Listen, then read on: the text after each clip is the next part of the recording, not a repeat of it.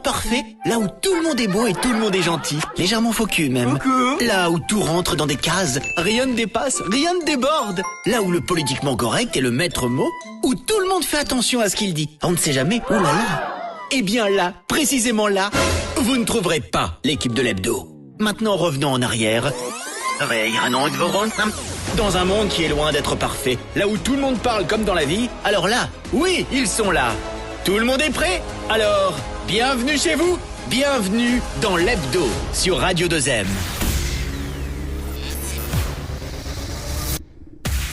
Mesdames et messieurs, bonsoir et bienvenue sur l'hebdo, comme tous les vendredis de 18 à 19h sur Radio 2M et en images sur nos réseaux sociaux. Dans l'actualité de cette semaine, des exploits, des larmes, des records battus. Cette année encore, le sport nous a fait vibrer du terrain aux tribunes. Nous allons faire un retour sur les moments forts qui ont marqué les 12 derniers mois en termes d'actualité sportive avec Amine. Et parce qu'il n'y a pas que le mouvement qui nous inspire, direction le sud du Maroc, là où le temps semble suspendu, à Qasr Ait Ben Haddou.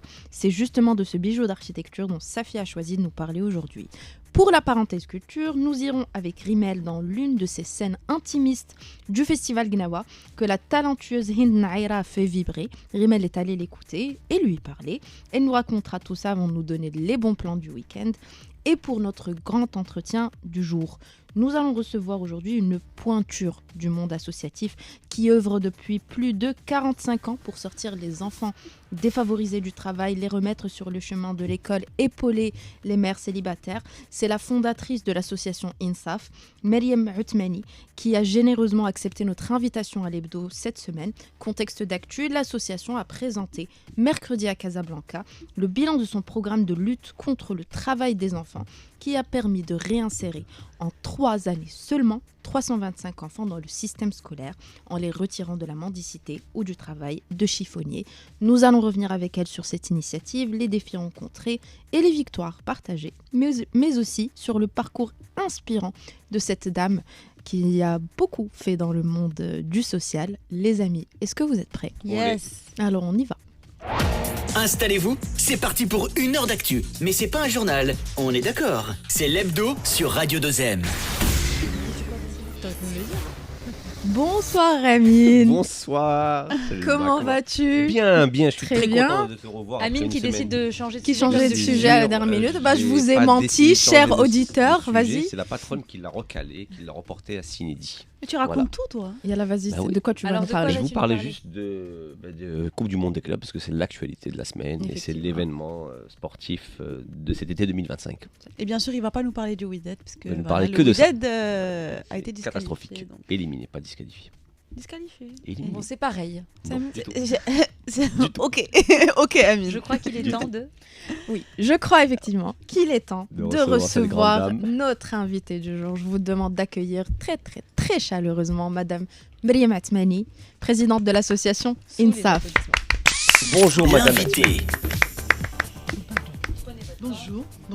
Installez-vous. Alors, ajustez votre micro devant vous, mettez-vous à l'aise. Est-ce que le micro, ça va comme Ouais. ça Vous pouvez la Super. baisser un petit peu. Je peux la baisser Oui, Voilà. Super. Ok, très bien. très bien. On vous dit Donc, je merci. Merci. encore C'est moi une qui fois. vous remercie. Depuis plus de 20 ans, vous tendez la main là où beaucoup détournent le regard. Vous vous êtes battu pour rendre à des milliers de femmes et d'enfants ce que la vie leur a arraché trop tôt, la dignité, l'éducation, un avenir. Aujourd'hui, nous souhaitons vous rendre hommage à vous, à votre parcours, à votre combat et surtout à votre impact par la plume raffinée de notre Selima internationale. Oui, mais d'ordinaire, alors sachez, Madame Othmani, que j'ai pour habitude dans cette chronique de parler d'intelligence artificielle, mais aujourd'hui, l'intelligence du cœur prend le dessus, parce que dans un monde où les femmes se battent pour sauver d'autres vies, eh bien, l'IA peut bien attendre. L'engagement de Madame Maryam Othmani mérite amplement une entorse à la règle. Aujourd'hui, je voudrais donc vous parler de cette femme qui, depuis un quart de siècle, rien qu'avec INSAF, mais bien plus, tu l'as dit Selma, se tient debout, infatigable, au chevet des plus vulnérable, une femme qui a fait de la solidarité une vocation. Fondatrice de l'association INSAF, Maryam Othmani a consacré sa vie aux femmes en détresse, aux mères célibataires rejetées, aux enfants abandonnés, aux petites filles arrachées à l'enfance pour devenir domestiques. Elle n'a jamais détourné les yeux, elle a tendu la main, construit des ponts, ouvert des refuges. Depuis sa création, INSAF a permis de sauver plus de 2000 bébés de l'abandon. Vous nous direz, ces chiffres sont actualisés puisque ce sont les derniers qui sont disponibles et de retirer près de 400 petites filles du travail domestique en les réinsérant dans leur famille et à l'école. Mariam Atmani leur a rendu ce que le monde leur avait arraché trop tôt, une enfance, une chance, un avenir. En 25 ans, plus de 10 000 mères et leurs bébés ont trouvé auprès d'elle un espoir. Elle a œuvré à ce que les enfants ne soient pas condamnés avant même d'avoir vécu. Elle a rendu à ces femmes leur dignité, leur voix, leur place dans la société. Mais Mariam Atmani, c'est bien plus encore. Femme d'affaires accomplie. Elle aurait pu rester dans le confort de la réussite, mais le cri des laissés pour compte a parlé beaucoup plus fort. Elle a choisi l'engagement, la justice sociale, la lutte contre l'indifférence. Elle a fondé des associations, initié des réformes, formé 4000 sages-femmes pour sauver des vies. Vous nous en parlerez.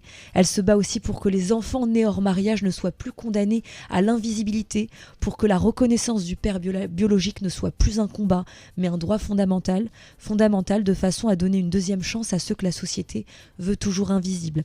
En 2019, la France l'a décorée de la Légion d'honneur, mais pour elle, la plus belle des récompenses, c'est un sourire, une main qui se tend, un enfant qui retourne à l'école. Aujourd'hui, Insaf a 25 ans. Et Mariam Atmani continue de se battre parce qu'elle croit plus que jamais à ce rêve simple, une société où chaque femme et chaque enfant a droit au respect, à la protection et à l'amour. Et nous, journalistes, femmes et hommes de médias, nous avons le devoir de porter ces voix, de relayer ces combats, d'informer, d'éveiller les consciences. Nous devons, à notre échelle, aussi petite soit-elle, de participer à cet élan, car dans l'océan de la solidarité, chaque goutte compte. Je suis très touchée. Wow. Y a-t-il un mensonge ou deux dans cet Non, hommage? non, mais je suis très touchée, mais ce que je voudrais vous dire, c'est qu'au fond, je suis quelqu'un de foncièrement égoïste. Parce que j'ai eu beaucoup de bonheur à faire tout ça. Ça m'a apporté énormément. Vous ne pouvez pas vous imaginer le bonheur qu'on a à rendre service, à sauver des enfants. C'est magique, c'est extraordinaire. Donc au fond, je suis quelqu'un de très égoïste. Voilà. C'est ce que je voulais vous dire.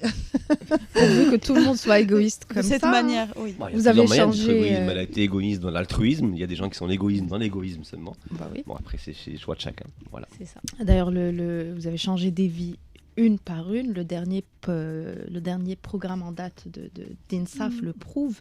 325 enfants en situation de travail qui ont été remis sur le chemin de l'école. Ça représente quoi pour vous, ce chiffre? Écoutez, je vais peut-être revenir en arrière. Tout a débuté en 2002. On a créé INSAF en 1999. Et puis on s'est rendu compte qu'une grande partie des mères célibataires, c'était surtout les mères célibataires avec leurs bébés, qu'une grande partie des mères célibataires étaient souvent avaient été violées, puis qu'une grande partie étaient avant des petites bonnes. Donc on s'était dit qu'il fallait, en prévention, essayer d'empêcher cette... Aller à la source du problème. Aller à la source du problème. Merci, vous êtes gentil. Aller à la source du problème. Et donc, on a été dans les régions pourvoyeuses de petites bonnes. C'était près de Marrakech, dans le Haous, à Chichaoua. Et donc, on a égrené des villages et on a trouvé des enfants. On a trouvé des enfants qu'on a adopté qu'on a adapté avec une méthodologie très particulière. Mais comment s'est faite l'approche justement avec ces gens-là quand vous étiez sur place? Comment l'approche se fait? Est-ce qu'il y avait des défis, des difficultés que vous avez rencontrées avec les familles notamment? Alors des relais, peut-être qu'ils vont nous faciliter Voilà, la chose. il faut que vous sachiez que les personnes qui donnaient leur enfant comme petite bonne, ce sont des personnes ce ne sont pas des méchantes personnes. Ce sont des personnes qui n'ont pas eu de chance parce qu'elles ont eu un intermédiaire, un samsar, qui est venu leur raconter des histoires. Et dans le monde rural, les gens ne mentent pas. Et quand vous ne mentez pas, vous ne pensez pas que la personne en face de vous ment. Donc elle croit. Elle a rencontré ce monsieur qui lui a dit que la petite fille allait aller à l'école, qu'elle allait être bien, nourrie, c'est des gens de la ville qui vont voilà, prendre soin et d'elle. c'est des samsars qui prennent l'enfant. Parfois ils la prennent, ils la rendent même pas. Parfois l'enfant disparaît. C'est terrible. C'est une sorte de traite de petite fille, Oui. enfin une sorte de mafia. On s'est rendu compte que, par exemple, dans un village de 100 familles, où la sécheresse avait été identique pour tout le monde, les bêtes étaient mortes, on a eu 7 ans de sécheresse. Donc, vous aviez 96 familles qui envoyaient leur enfant à l'école et 4 qui l'envoyaient travailler, qui envoyaient leurs petits travailler. Donc, vous voyez, c'est pas qu'une question de pauvreté, parce que tout le monde est aussi pauvre dans ces villages. Qu'est-ce qu'on a fait? on a été voir.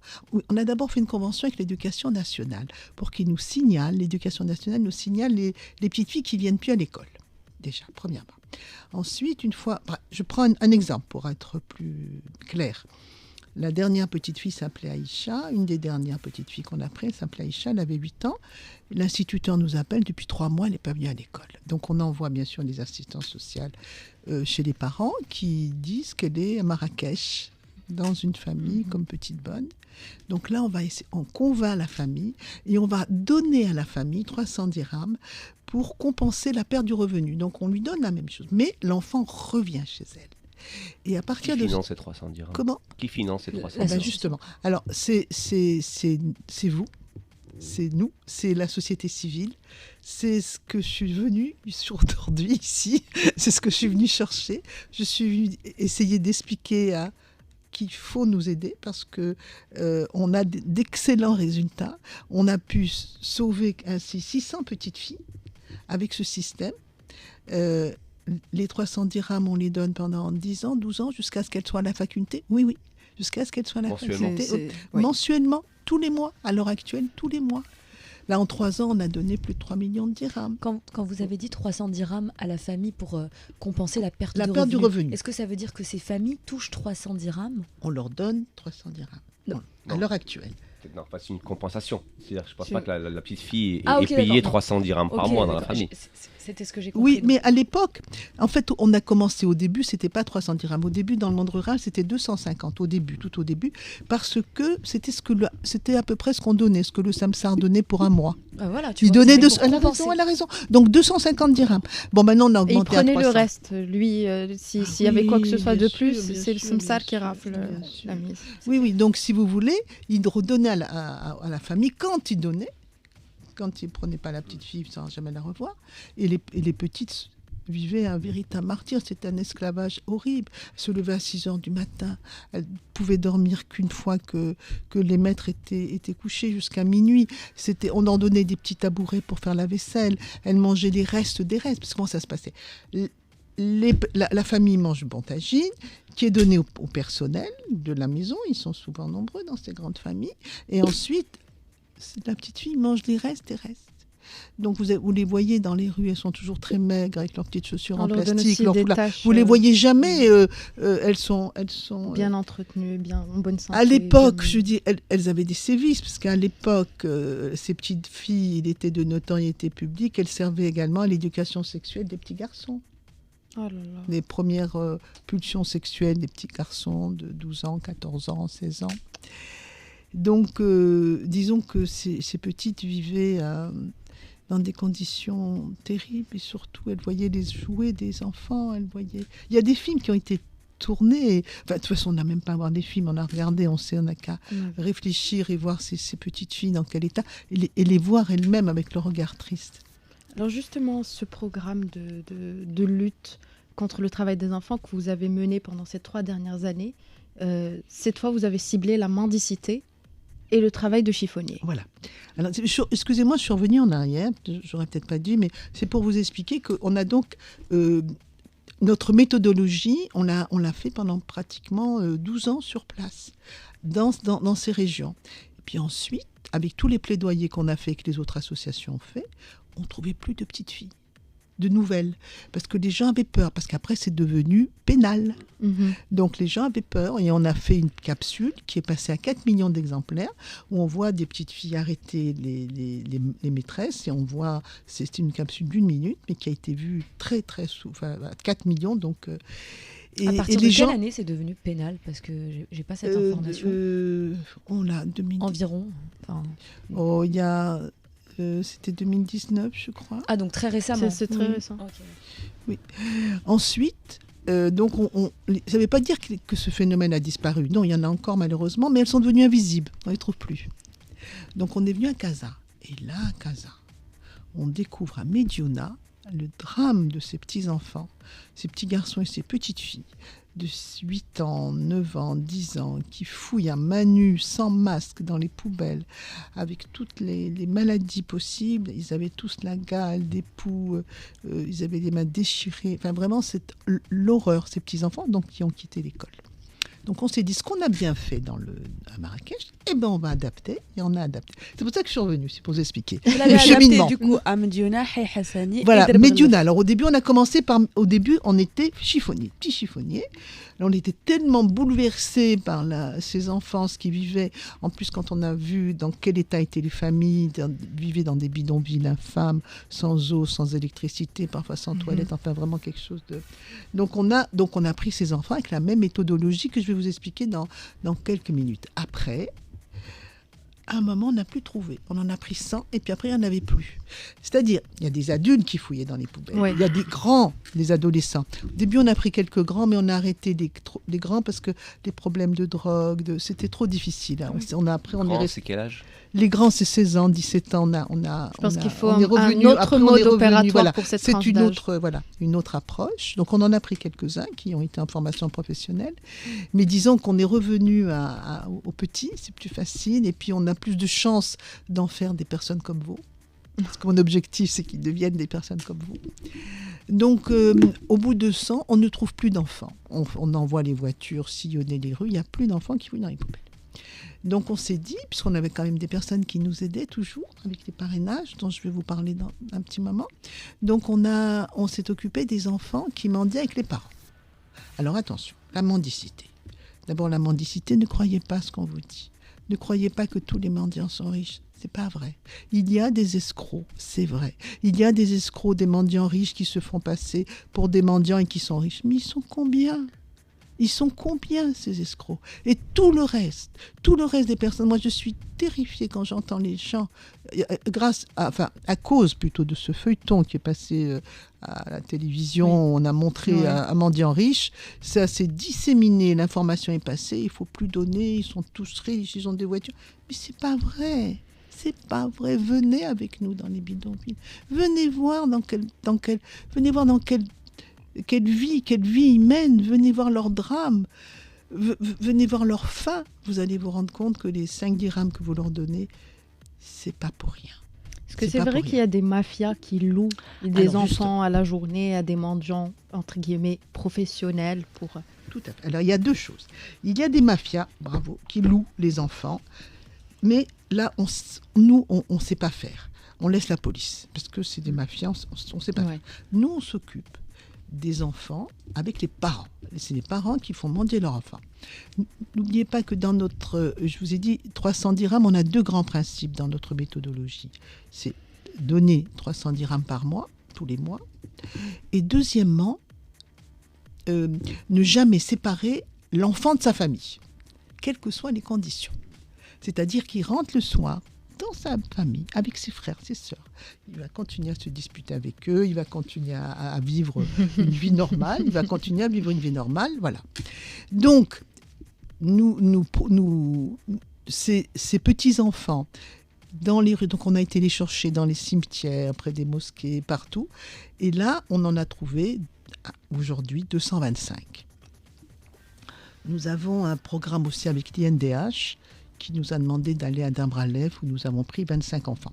Donc, je reprends. À Mediouna, 100 petits mendiants. Après, on a Hay Hassani, on a un centre. On en a trouvé... à Mediouna, 100 chiffonniers, plus 100 petits mendiants. À Hay Hassani, 100 petits mendiants. Et à Dambralef, grâce à l'INDH, on a pu en prendre 25. Donc, ça nous fait en tout 325. Vous voulez que je vous explique ou je vous laisse poser d'autres questions? Alors, non, allez-y. Vraiment, on est passionnés. Si vous avez des questions... Non, on se tait rarement ici. C'est qu'on écoute. Je voudrais vous dire comment on fait et je voudrais vous dire comment l'enfant se transforme. Comment il arrive, comment on voit la transformation. Et j'ai montré des photos tout à l'heure, enfin je vous les montrerai si vous voulez, mais c'est exceptionnel. Voilà. Alors, nous, l'enfant, donc, on donne, les parents acceptent donc de nous le confier. On a une convention avec l'éducation nationale, tous nos enfants sont pris à l'école, ou préscolaire, ou l'école. On est prioritaire. Ils continuent d'habiter avec leurs parents. Ils continuent à habiter avec leurs parents. Mais, dans la journée, d'abord, on va les soigner. On a offert On parle des chiffonniers, mais également des mendiants. nos 325. Ok. Donc on n'a que 100 chiffonniers, on n'a pas Bien trouvé sûr, plus. 225 Et après 225 petits mendiants mendiants, oui. à l'heure actuelle. Donc on va les soigner. Là on a un membre qui est en contact avec le Croissant Rouge, c'est Maître Belouchi, qui s'occupe de cette... Des soins médicaux. et de des tous les produits. soins Oui. médicaux, les lunettes, on a fait les dents, on a fait 300 consultations de dents, de lunettes, enfin tous les oreilles. Donc ça, on les soigne, le vaccin bien sûr. Et bon, on va les habiller. Oui. Aucun enfant n'est pieds nus. Ils ont tous de très belles chaussures qui nous sont offertes par... je ne sais pas si je peux citer les noms des donateurs. Non, mais bon, Si, offert par si des, vous en avez beaucoup, par des chausseurs, c'est pas offert grave. par des chausseurs, allez. Par- allez-y. Oui, j'en ai offert, bon, Par de généreux Par vos donateurs. Voilà, de généreux donateurs. On a des personnes qui nous aident et qui nous permettent de pouvoir les gâter. Donc, ils vont à l'école et on va leur faire beaucoup d'activités manuelles, de théâtre, de créativité, bien sûr du sport, bien entendu, beaucoup de sport. Ils vont en colonie de vacances, c'est évident. Mhm. Mais attendez, le plus important de tout, tout ça c'est bien, mais le plus important, c'est le soutien scolaire. C'est les remettre à niveau. N'oubliez pas qu'ils ont été enlevés de l'école. Bon, mais alors un truc très important aussi, c'est que pour les enfants de Mrach, vous donnez 300 dirhams pour les petites bonnes. Et là, comment est-ce que vous compensez le manque à gagner de leurs parents? Parce Ils qu'un reçoivent enfant, 300 Ils dirhams recevaient aussi. déjà 300 dirhams. les enfants aussi, Oui. eux aussi 300 dirhams? Oui. Je pensais que c'était juste Marrakech 300 dirhams. Oui, Marrakech. Au début, c'était 250 Oui. dans le monde. Ensuite, c'est Après, 300. maintenant ici, si je parle de Casa, Mm. si je parle de ce que nous faisons, c'est 300 dirhams maintenant à l'heure actuelle. Hein. Donc, depuis 3 ans, on donne 300 dirhams. On a eu 360 enfants. Donc, si vous voulez, c'est tous ces enfants qui sont là. Et comment on s'assure, excusez-moi, comment on s'assure que cet argent va bien servir à l'intérêt de l'enfant? Alors, nous donnons l'argent, on ne donne pas d'espèces. D'abord, on les a obligés à ouvrir un compte. C'est des virements qui sont faits chaque mois. Comme ça, il n'y a pas de disparition d'argent. Il y a une trace, c'est une traçabilité. Voilà. Et on ne sait pas ce que les parents font avec cet argent. Justement. Mais ce qu'on sait, c'est que l'enfant va à l'école tous les jours et qu'il a des résultats scolaires. Et nous, on s'occupe de l'enfant. On ne s'occupe pas de ce que les parents font avec ces 300 dirhams. Nous, on a donné ça pour qu'ils nous donnent leur enfant, entre guillemets. Donc, l'enfant va, donc maintenant nous allons nous atteler, on a engagé plus de 10 personnes, on a des bénévoles, pour les mettre à niveau. On a appris la méthode Tarl, vous savez la fameuse méthode Oui, des teaching, écoles pionnières. at les the- écoles At pionnières. the right level. Ça Voilà. veut dire il Voilà. s'agit d'assister chaque enfant à son niveau En à fonction lui de leur niveau, oui. et pas Voilà, du on a niveau de la appris cette classe. méthode. On axe tous nos efforts, je devrais le dire en premier, pas en dernier, on axe tous nos efforts sur le soutien scolaire pour les remettre à niveau. Parce qu'il faut que ces enfants réussissent. Je vous dis, je veux qu'ils deviennent des personnes comme vous. Pour arriver à ça, il faut donc beaucoup de soutien scolaire. D'accord ? Plus, bien sûr, toutes les activités. On les envoie à même. On s'est rendu compte qu'ils étaient sales. Et là, on a eu un problème à un moment. Ils n'arrivaient pas à bien travailler, on ne comprenait pas. Ils avaient faim.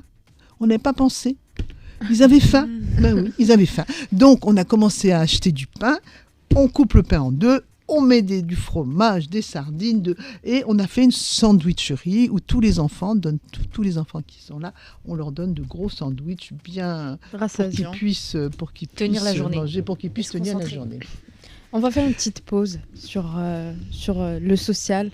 On va passer aux sportifs. On va même... de quoi tu vas nous parler? De la Coupe du Monde Des clubs, ouais. Ah, tu C'est m'as pas très foutu grave. mon lancement en l'air, Mais mais non c'est du pas tout. grave, y a rien, ça joue. Y a rien, ça joue. Amine, sur le terrain. Les amis, nous ont vécu une semaine particulièrement intense et fort intéressante. Intense, pourquoi? Parce qu'il nous a fallu gérer la descente du festival de Souara où nous nous sommes bien fendus la gueule. Sauf Salima qui a beaucoup bossé, la pauvre. Et Selma et Safia, parce qu'elles n'étaient pas là et qu'elles nous ont bien manqué quand même, n'est-ce pas, Nous, Rinel? par contre, on s'est bien amusés. Non, c'est bien amusé. Et je disais que la semaine était aussi fort intéressante parce qu'elle a aussi marqué l'élimination officielle du Wydad de Casablanca de la Coupe du Monde des clubs.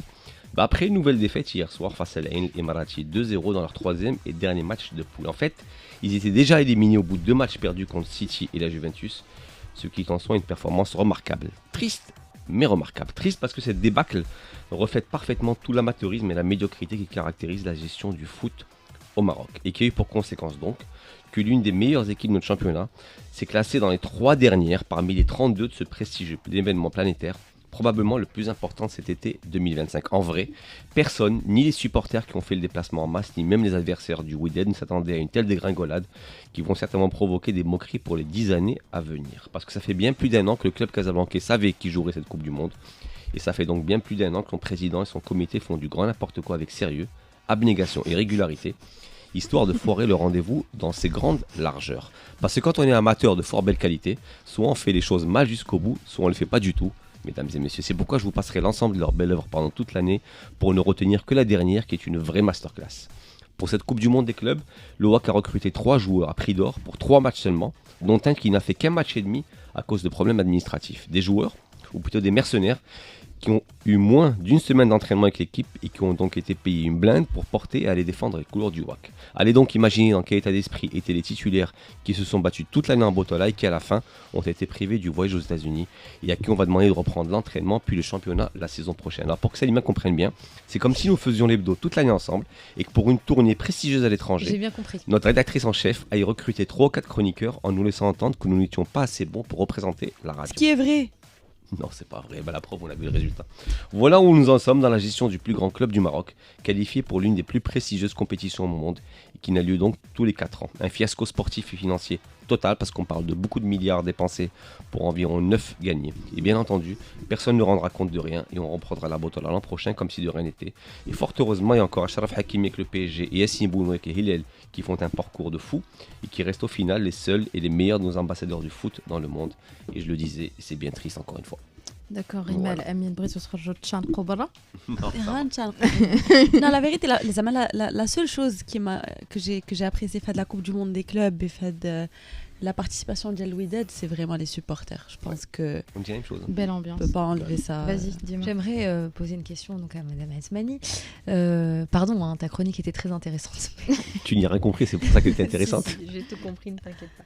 Est-ce que vous avez eu à un moment ou un autre dans votre vie l'envie d'abandonner? Qu'est-ce qui vous a toujours retenu face à l'ampleur, entre guillemets, de la tâche, les petites bonnes, les chiffonniers, la traite La d'enfants, misère, clairement, la misère. Et puis, selon vous, quel que soit effectivement le type de problème, quel est le tabou le plus dur à briser dans la société marocaine? Très bien. Alors, on m'a demandé ce que j'ai eu envie d'abandonner. Je voudrais vous expliquer que quand on fait ces actions, on est poussé. Il y a quelque chose de très bizarre. D'abord, on rencontre les personnes qu'il faut au moment où il faut. Je vous jure, c'est troublant parfois. Ça vient tout seul.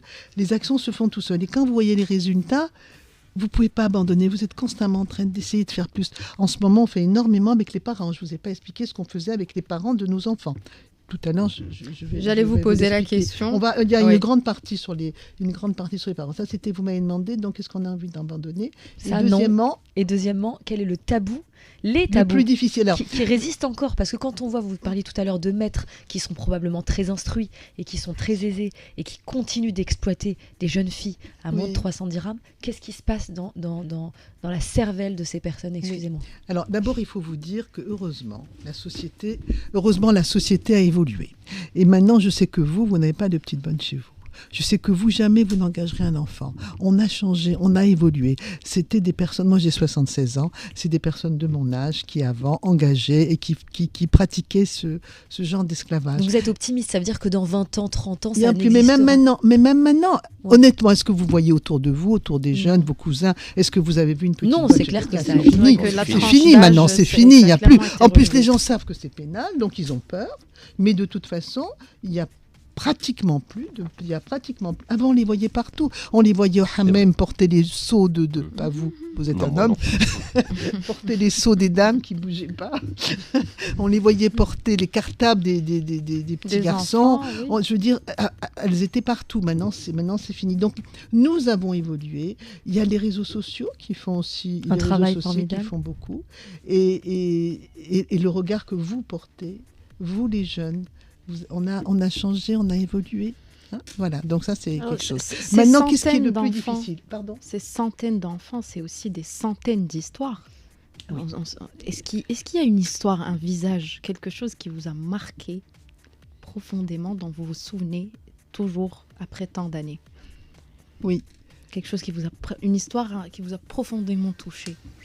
Écoutez, je vais revenir aux mères célibataires. Et vous m'avez dit, qu'est-ce qui est le plus difficile qu'est-ce qu'on doit C'est le regard de la société sur les mères célibataires. C'est cette culpabilité qu'on leur prête. Pour tout le monde, enfin, pour une grande partie de la population, ce sont de mauvaises femmes. Et elles ne méritent aucun... légères, effectivement. Comment ? C'est vrai, des femmes aux mœurs légères. Voilà, des femmes aux mœurs légères. Alors que non, non. Ce sont des femmes, je vous dis, où elles ont été violées, où elles ont cru une promesse de mariage. Et vous savez, une petite bonne ou une petite fille qui a toujours reçu des coups, quand un prince vient lui dire qu'il l'appelle princesse et lui donne qu'une caresse, une tendresse. La tendresse, c'est redoutable comme arme. Moi, je dis toujours, c'est une arme terrible, la tendresse. N'est-ce pas ? On est tous surtout quand on en a été privé. Bah oui. Absolument, toute sa vie. absolument. Donc, si vous voulez, ce sont des femmes qui n'ont pas eu de chance. C'est terrible leur vie parce que, en plus, elles ne savent pas au début qu'elles sont enceintes, parce qu'elles ne savent pas que lorsqu'elles n'ont pas leurs règles, c'est signe de grossesse. On ne leur a pas expliqué, bien sûr. Donc, quand elles se rendent compte que lorsque leur ventre grossit, c'est trop tard. Mais elles vont quand même essayer d'aller voir des rebouteux pour essayer d'enlever cette chose qui est dans leur ventre et qu'elles ne veulent pas. Et au péril de leur vie. Au péril de leur vie. Mais en fait, la première des choses, quand vous discutez avec elles, auxquelles elles ont pensé, parce qu'elles ne peuvent pas affronter le village, elles ne peuvent pas affronter la tribu, la honte, c'est le suicide. Mais là, on n'a aucun chiffre. On ne sait pas combien ont réussi à se suicider. Mais c'est parce que c'est trop dur pour elles d'affronter des conséquences de cette grossesse. C'est la déchéance sociale Absolument. totale pour beaucoup de femmes. Donc, une fois qu'elle a essayé d'avorter, qu'elle s'est fait charcuter, le bébé tient toujours. Donc, elle va descendre en ville et va vivre sous les porches, où elle va essayer de trouver une famille, où elle va pouvoir essayer de vivre et de cacher à sa famille. Elle va cacher à sa famille sa grossesse. Elle ne veut pas. Il ne faut pas que sa famille le sache, surtout pas. Ensuite, quand elle va accoucher à l'hôpital, c'est gratuit. Et là, il y a cette chose, va-t-elle le garder ou ne va-t-elle pas le garder ? Si elle le garde, c'est affronter sa famille, c'est que sa famille soit au courant. Avant, c'était affronter la police aussi. Voilà. Sinon, il faut qu'elle l'abandonne. Et pour l'abandonner, il y a la kafala, on a une juridiction qui permet l'abandon par kafala, mais là, il faut passer par la police et le tribunal. Et elle est persuadée que la police va les prévenir, sa famille. La police, elle a autre chose à faire qu'à les prévenir sa famille. À moins qu'elle soit mineure, la police s'en occupe pas. Mais elle, dans sa tête, elle sait que toute relation sexuelle hors mariage est passible de prison. Ça tout le monde le sait. Hein. Ça, c'est général comme loi. Il y a plein de lois qu'on ne connaît pas, mais celle-là, tout le monde la connaît. Donc, elle a peur. Elle a peur d'aller en prison. Et elle se retrouve, donc elle ne sait pas quoi faire avec cet enfant. Ou elle accepte cet enfant, elle va le garder, ou elle va l'abandonner. Et c'est là où on trouve des enfants dans les rues. Et c'est là où on trouve des enfants près des mosquées ou des associations. Parce qu'elle n'a pas d'autre solution. Et après, elle vit un drame terrible. Pour moi, c'est une énorme violence. Parce que cette maman, elle ne veut pas de cet enfant, mais il y a des liens, vous savez, entre une mère et un enfant. Il y a des liens qui sont là. Et parfois, elle regrette et elle va le chercher, elle ne le trouvera jamais.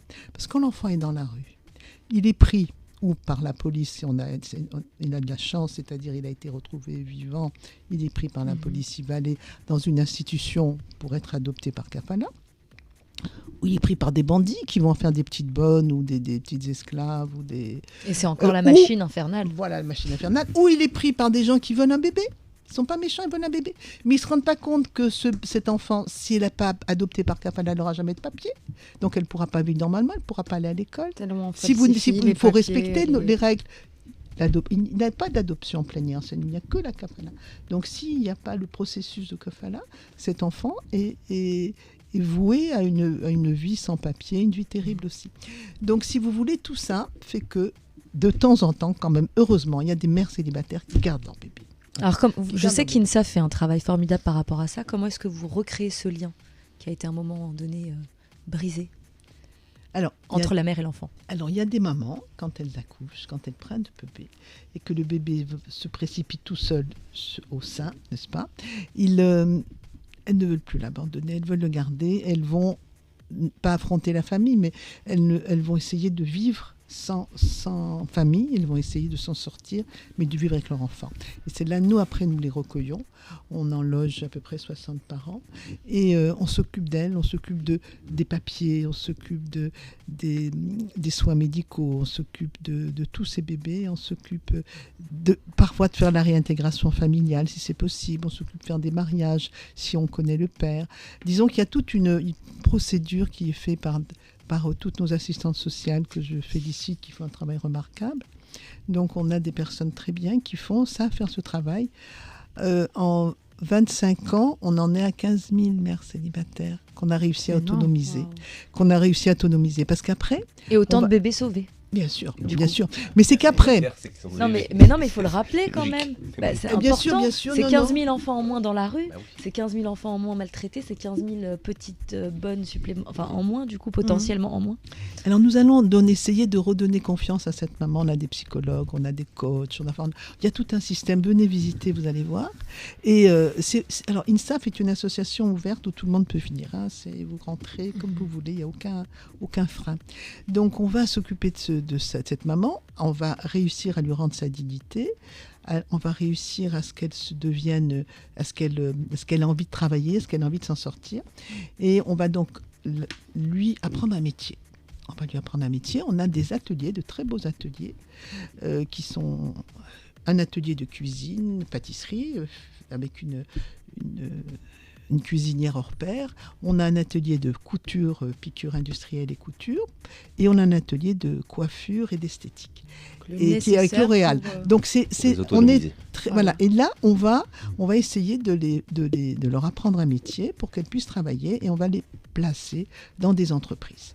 Et quand on va les placer dans des entreprises, on va veiller à ce qu'elles soient... c'est-à-dire, on va louer une chambre. On va leur louer à chacune une chambre, une petite chambre. Tout petit, attendez, on est dans des quartiers populaires. Et on va équiper cette chambre. C'est comme si vous aviez quelqu'un qui fait des études. Vous savez, vous allez étudier. Il y a le lit pour bébé, il y a son lit, il y a la vaisselle, le linge de maison. On a une équipe entièrement la chambre. On paye le premier mois de loyer parce qu'on sait qu'elle va être payée à la fin du mois. Les salaires, c'est à la fin du mois, c'est jamais au début. Donc on paye le premier mois de loyer. Et la maman, donc, a sa petite chambre entièrement équipée et avec son bébé. Bien sûr, elle va prendre une nurse, elle va les mettre dans des nurseries. Mais pendant 2 ans, la maman et le bébé viennent à INSAF pour avoir des soins gratuits et avoir le lait gratuit, parce que comme elle travaille, elle ne peut pas l'allaiter. Donc pendant 2 ans, on garde le contact. En fait, le contact ne se perd jamais avec l'enfant. Même plus tard, jusqu'à l'âge de 5-6 ans, c'est-à-dire si une maman veut revenir, elle revient. Nous, on garde des papiers ou les photocopies des papiers. Si elle a perdu les papiers pour mettre l'enfant à l'école, on peut retrouver son dossier.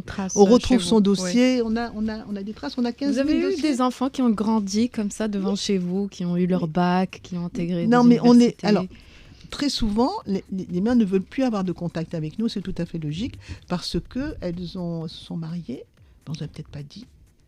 Donc, elles n'ont peut-être pas raconté cet épisode. C'est leur manière de tourner la page. Voilà.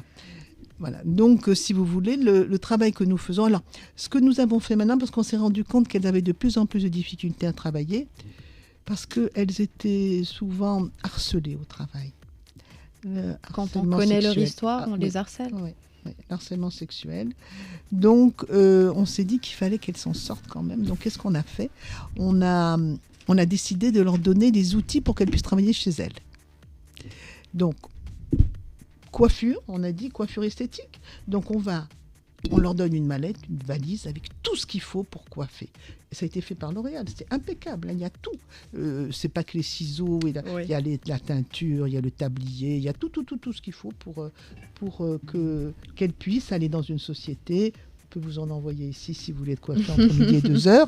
Elles vont vous coiffer, elles vont ou travailler dans leur famille ou travailler dans le quartier. Disons qu'elles peuvent... Pour la couture, pareil, elles font des choses magnifiques. Pour la cuisine et la pâtisserie aussi, pareil. On offre une cuisinière on offre tout le complet, c'est-à-dire il y a tous les ustensiles. La liste, elle fait 2 pages. Donc, si vous voulez, on leur donne un kit, enfin, les outils pour travailler. Voilà. Pour travailler chez elles. Excusez-moi, je vais interrompre ce bel échange parce que Oumaima est en train de me bombarder de messages dans la régie parce qu'on est en retard. Après, on pourrait la laisser parler 2 heures, que ça serait toujours aussi passionnant. Oui. Il faudra bien revenir sur le savoir comment aider. J'ai fait fi du chrono parce que... voilà. Mais il faudra qu'on sache comment aider. Et sur les dons. Et sur les dons, effectivement. On va y passer dans un moment. Je voudrais juste vous dire ce qu'on fait pour les familles. Parce que c'est très important, les familles. On va y revenir. On va y revenir. Absolument. Mais avant, on va écouter Safia qui va nous parler de patrimoine. Et comme vous vous en doutez, c'est Safia. Donc, le dérapage n'est jamais loin. Elle nous dira des choses de cette merveille qu'est Qsar Ait Ben Haddou. C'est le dérapage contrôlé. Quand elle part en live, difficile de la contrôler. Dérapage contrôlé avec Safia. L'un des plus beaux châteaux du monde se trouve au Maroc. Ce n'est pas moi, avec mon avis subjectif, qui le dit, mais la célèbre chaîne américaine CNN. Et si les Américains le disent, c'est que c'est vrai.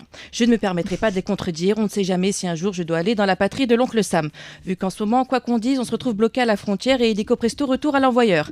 Un chercheur français qui se rendait à une conférence s'est vu barrer le passage après que les douanes ont trouvé des messages critiques envers Donald Trump dans son téléphone.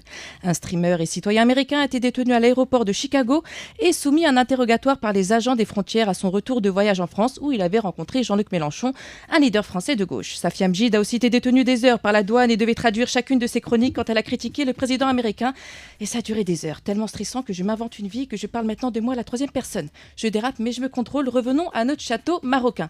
Parce que oui, je n'ai même pas dit c'était lequel. Après tout ce suspense, roulement de tambour, c'est le Qsar Ait Ben Haddou qui occupe la 7e place dans le classement des 21 plus beaux châteaux du monde. Pour tous ceux qui n'ont pas eu la chance de le visiter, n'hésitez pas et foncez. Situé sur les contreforts des pentes du Haut-Atlas dans la province de Ouarzazate, une fois sur place, on a l'impression d'être au XVIIe siècle et qu'on va voir les caravanes qui transportent de l'or, de l'argent et des épices sur les routes marchandes transsahariennes. Un lieu tellement hors du temps qu'aujourd'hui encore, c'est un endroit privilégié utilisé par les réalisateurs du monde entier. Laurence d'Arabie, La Momie, Gladiateur ou encore Game of Thrones. Rimmel, j'espère que tu as enfin regardé cette série parce que je vais te spoiler. C'est dans ce magnifique lieu où se passe la scène mythique où Daenerys Targaryen arrive au port de Yunkai pour conquérir la ville et libérer les esclaves. Et là, les fans ne penseront qu'à cette scène où Emilia Clarke sort cette phrase magnifique qu'on aimerait sortir plusieurs fois par jour. Dracarys. Il y a une ambiance particulière sur place dès qu'on franchit l'imposante porte d'entrée de cet ensemble de maisons en terre. Un labyrinthe inextricable de ruelles sinueuses mène jusqu'à une place où les habitants se regroupaient autrefois. Le village tout en hauteur compte encore une mosquée, un grenier et 2 cimetières, l'un pour les musulmans et l'autre pour les juifs. La plupart des habitants sont partis et leur maison fait place aux échoppes d'artisans. Bref, je ne vous donnerai pas le nom des autres châteaux, déjà parce que j'en ai pas envie. Et que j'ai fait mon américaine, donc je ne parlerai que de notre beau pays parce qu'au moins nous on a vraiment une histoire. Et oui, selon la légende, c'est Ben Haddou qui aurait établi une tribu en 757 et en parallèle, ce n'est qu'au XVe siècle que les premiers colons ont débarqué en Amérique du Nord en effaçant des millénaires de civilisation. Finalement, pour mes prochaines vacances, je pense retourner visiter le Qsar Ben Haddou parce que pas sûr que je puisse voyager aux États-Unis. J'y suis jamais allée. Moi non plus. C'est très très beau. Envie. C'est magnifique. Sérieusement, on a l'impression d'être vraiment hors du temps. C'est la saison des congés. Je ne sais pas ce que vous avez de prévu. En tout cas, pas. Moi, c'est pas les États-Unis, c'est certain. On va aller à Souera après le sud du pays. On va aller à Souera avec toi, Rimmel. Ah, déjà Écoute, j'aimerais qu'on consacre toutes les dernières minutes qui nous restent à notre invité. Alors, bien sûr. Direct. Donc, on va t'écouter. Tu as rencontré Hind Naira. Exactement. J'adore cet artiste. Je suis une grande fan. C'est Week-end en culture. Week-end en culture. Je voulais absolument revenir sur le festival Gnawa, parce que cette année, pour sa 26e édition, le festival a clairement mis les femmes à l'honneur. Et parmi les 40 Ma'allem Gnawa présents, il y en a une qui a vraiment attiré tous les regards et les oreilles, c'est la Ma'allema Hind Naira. Alors moi, la première, j'ai été complètement bouche bée devant elle. Alors pour celles et ceux qui ne la connaissent pas encore, Hind Naira, c'est une jeune artiste gnaouia, mais attention, pas n'importe qui. Elle a un talent qui rivalise sans problème avec les grands noms du genre. Et franchement, quand on apprend qu'elle est née à Souera, cette ville donc baignée de musique gnaouia, tout s'explique. Elle a littéralement marqué le festival cette année en clôturant toute seule, s'il vous plaît, la grande scène Moulay Hassan. Rien que ça. Mais vous savez quoi, moi je ne l'ai pas découverte sur cette grande scène, non. C'était ailleurs, plus intimiste, sur une petite terrasse dans un coin tranquille, Souera. Une petite scène, une ambiance chaleureuse et elle était là en live. Et c'est ça ce qui est magique avec ce festival, c'est qu'au-delà des grandes scènes très impressionnantes, il y a plein de petits concerts un peu partout dans la ville, des scènes cachées, improvisées ou juste plus discrètes, où on peut vivre la musique de façon plus proche et plus vraie. C'est là que j'ai eu mon coup de cœur avec Hind Naira. Donc je vous laisse maintenant avec un petit extrait de ce moment magique.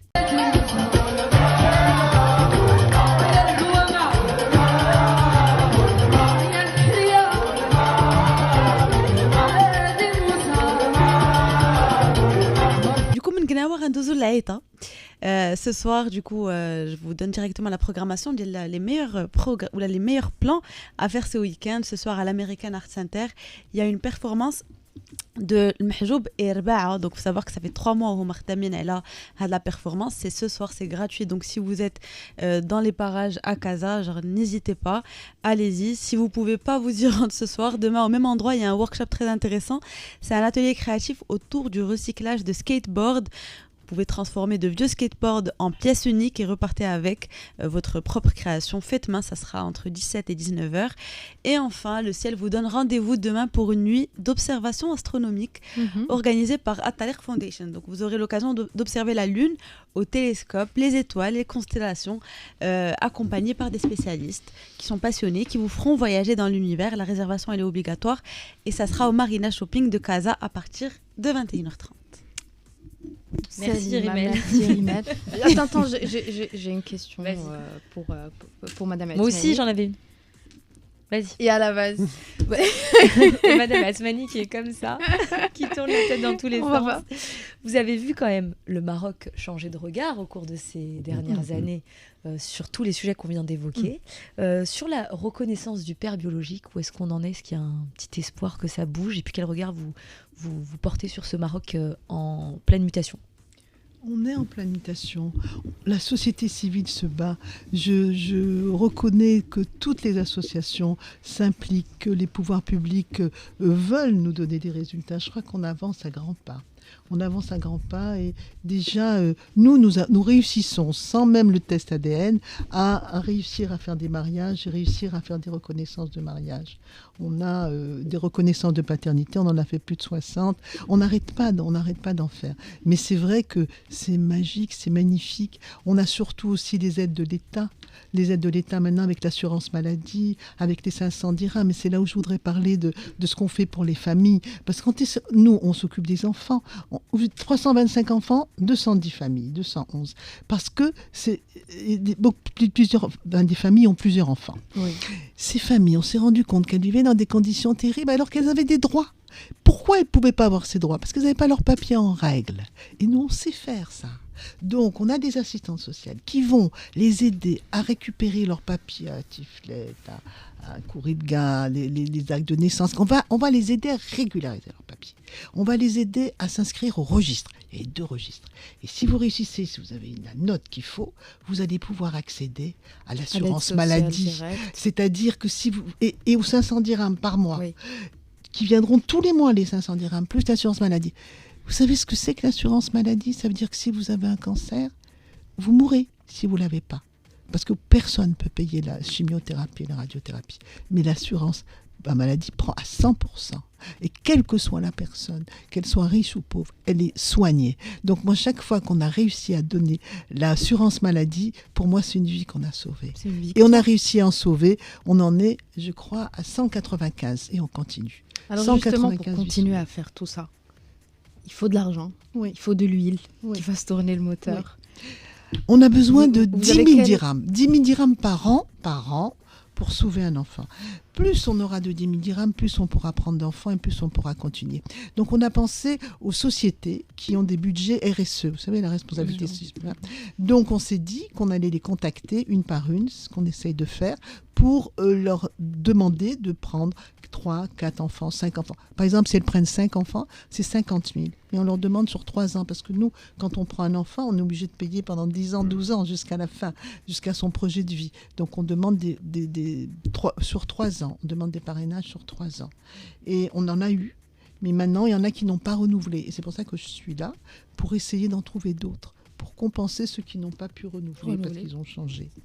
Voilà, donc si vous voulez, c'est extrêmement important. À part ça, c'est quel autre type de partenaires qui vous soutiennent Ensuite, ce qu'il nous faudrait, c'est des dons. Des dons, par exemple, on a besoin de 25 poulets par mois. On a besoin de 16 kilos de viande. On a besoin de conserves. Des dons nature. Mais pour une entreprise, si vous voulez...